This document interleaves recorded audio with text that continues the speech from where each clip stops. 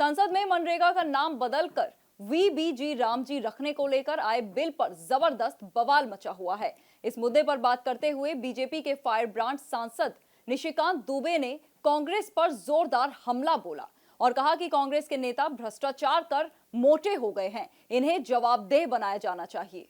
संसद में इन दिनों मनरेगा का नाम बदलने को लेकर सत्ता पक्ष और विपक्ष के बीच तीखी बहस छिड़ी हुई है।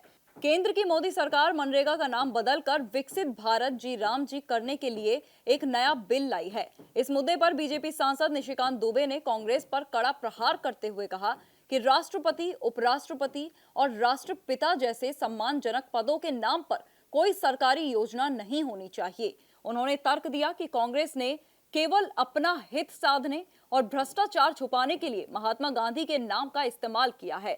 दुबे ने आरोप लगाया कि पुराने मनरेगा में 50% तक कमीशन खोरी होती थी, जिसे अब नए कानून और लोकपाल व्यवस्था के जरिए रोका जाएगा।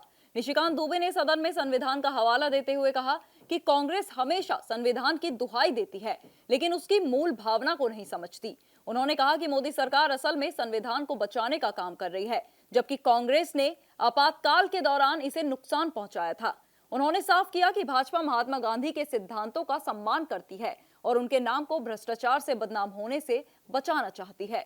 दुबे के अनुसार नए नियमों के तहत अब काम की माप और भुगतान में पारदर्शिता आएगी, जिससे बिचौलियों की भूमिका खत्म होगी।